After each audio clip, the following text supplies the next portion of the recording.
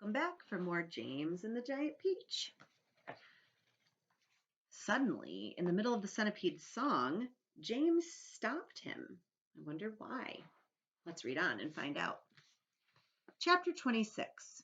The centipede, who had begun dancing wildly around the deck during the song, had suddenly gotten too close to the downward curving edge of the peach, and for 3 awful seconds he had stood teetering on the brink, swinging his legs frantically in circles in an effort to stop himself from falling over backward into space. But before anyone could reach him, down he went. He gave a shriek of terror as he fell, and the others, rushing to the side and peering over, saw his poor long body tumbling over and over through the air, getting smaller and smaller until it was out of sight. "Silkworm!" yelled James. "Quick, start spinning!" The silkworm sighed, for she was still very tired from spinning all that silk for the seagulls, but she did as she was told. "I'm going down after him," cried James, grabbing the silk string as it started coming out of the silkworm and tying the end of it around his waist. "The rest of you should hold on to the silkworm so I don't pull her over with me. And later on, if you feel 3 tugs on the string, start hauling me up again." He jumped and he went tumbling down after the centipede, down, down, down toward the sea below, and you can imagine how quickly the silkworm had to spin to keep up with the speed of his fall. "We'll never see either of them again," cried the ladybug. Oh dear, just when we were all so happy too." Miss Spider, the glowworm, and the ladybug all began to cry. So did the earthworm. "I don't care a bit about the centipede," the earthworm sobbed, "but I really did love that little boy." Very softly, the old green grasshopper started to play the funeral march on his violin, and by the time he had finished, everyone, including himself, was in a flood of tears. Suddenly, there came 3 sharp tugs on the rope. "Pull!" shouted the old green grasshopper. "Everyone get behind me and pull!" There was about a mile of string to be hauled in, but they all worked like mad, and in the end, over the side of the peach, there appeared a dripping wet James with a dripping wet centipede clinging to him tightly with all 42 of his legs. Phew. What a relief. "He saved me," gasped the centipede. "He swam around in the middle of the Atlantic Ocean until he found me." "My dear boy," the old green grasshopper said, patting James on the back, "I do congratulate you." "My boots!" cried the centipede. "Just look at my precious boots. They're all ruined by the water." "Oh, be quiet," the earthworm said. "You're lucky to be alive." "Are we still going up and up?" asked James. "We certainly are," answered the old green grasshopper, "and it's beginning to get dark." "I know. It soon will be night." "Why don't we all go down below and keep warm until tomorrow morning?" Miss Spider suggested.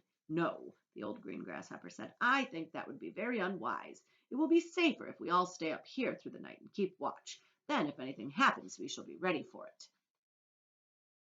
Chapter 27. I wonder what's going to happen. James Henry Trotter and his companions crouched close together on top of the peach as the night began closing in around them. Clouds like mountains towered high above their heads on all sides, mysterious, menacing, and overwhelming. Gradually it grew darker and darker, and then a pale 3/4 moon came up over the tops of the clouds and cast an eerie light over the whole scene. The giant peach swayed gently from side to side as it floated along, and the hundreds of silky white strings going upward from its stem were beautiful in the moonlight. So also was the great flock of seagulls overhead. There was not a sound anywhere. Traveling upon the peach was not in the least like traveling in an airplane. The airplane comes clattering and roaring through the sky, and whatever might be lurking secretly up there in the great cloud mountains goes running for cover as it approaches. That is why people who travel in airplanes never see anything. But the peach, ah yes, the peach was a soft, stealthy traveler, making no noise at all as it floated along. And several times during that long, silent night ride, high over the middle of the Atlantic Ocean in the moonlight, James and his friends saw things that no one had ever seen before. Once, as they drifted silently past a massive white cloud, they saw on top of it a group of strange, tall, wispy-looking things that were about twice the height of ordinary men. They were not easy to see at first because they were almost as white as the cloud itself. But as the peach sailed closer, it became obvious that these things were actually living creatures, tall, wispy, wraith-like, shadowy white creatures who looked as though they were made out of a mixture of cotton wool and candy floss and thin white hairs. So there they are, flying high up in the clouds. See if you can spot the thin, wispy creatures in the clouds.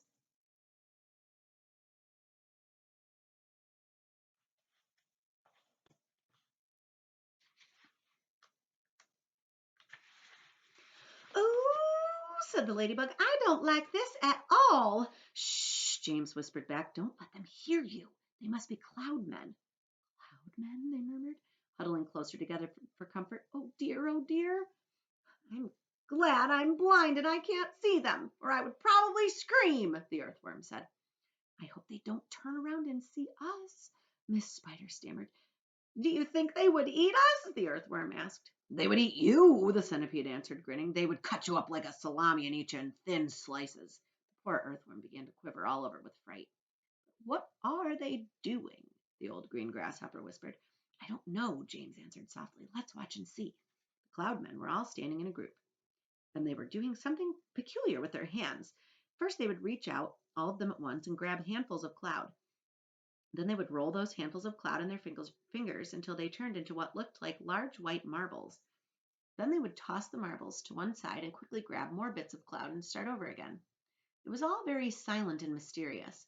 The pile of marbles beside them kept growing larger and larger. Soon there was a truckload of them there at least. "They must be absolutely mad," the centipede said. "There's nothing to be afraid of here." "Be quiet, you pest," the earthworm whispered. "We shall be eaten if they see us." The cloudmen were much too busy with what they were doing to have noticed the great peach floating silently up behind them. When the watchers on the peach saw one of the cloudmen raising his long, wispy arms above his head, and they heard him shouting, "All right, boys, that's enough. Get the shovels." Then all the other cloudmen immediately let out a strange, high-pitched whoop of joy and started jumping up and down and waving their arms in the air. They picked up enormous shovels and rushed over to the pile of marbles and began shoveling them as fast as they could over the side of the cloud into space. "Down they go," they chanted as they worked. "Down they go, down they go, hail and snow, freezes and sneezes and noses will blow." "It's hailstones," whispered James excitedly. "They've been making hailstones, and now they're showering them down onto the people in the world below." "Hailstones?" the centipede said. "That's ridiculous. This is summertime. You don't have hailstones in summertime." "They're practicing for the winter," James told him. "Don't believe it," shouted the centipede, raising his voice. "Shh," the others whispered, and James said softly, "For heaven's sake, centipede, don't make so much noise." There's the cloud people. The hail falling over the side of the cloud. The centipede roared with laughter. "Those imbeciles couldn't hear anything," he cried. "They're deaf as doorknobs. You watch." And before anyone could stop him, he had cupped his front feet to his mouth and was yelling at the cloudmen as loud as he could. "Idiots! Nincompoops! Half-wits! What on earth do you think you're doing over there?" The effect was immediate. The cloudmen jumped around as if they had been stung by wasps, and when they saw the great golden peach floating past them, not 50 yards away in the sky, they gave a yelp of surprise and dropped their shovels to the ground. And there they stood with the moonlight streaming down all over them, absolutely motionless, like a group of tall, white, hairy statues staring and staring at the gigantic fruit as it went sailing by.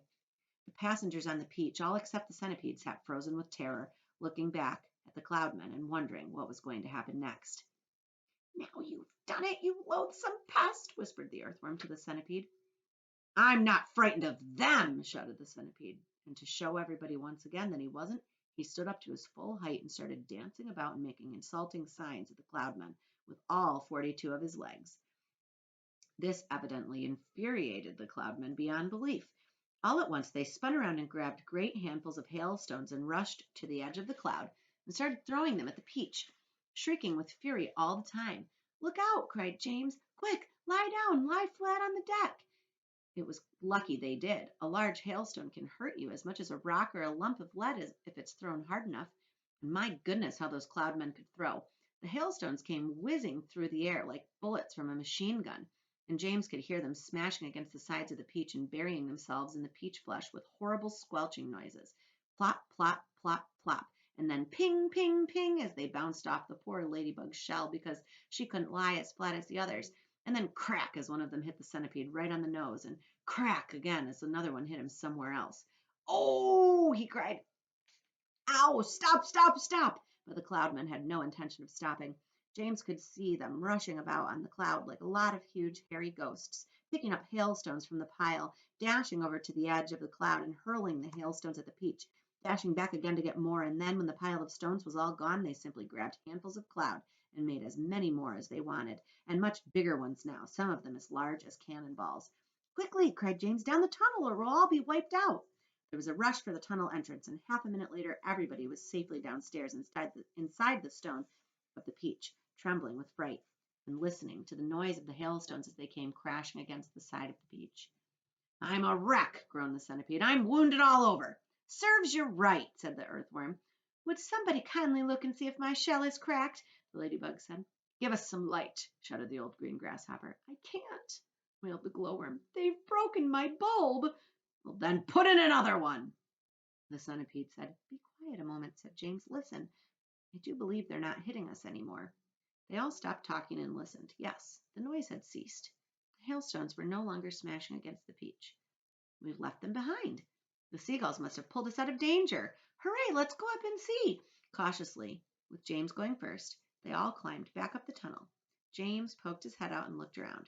It's all clear, he said. I can't see them anywhere. Chapter 28.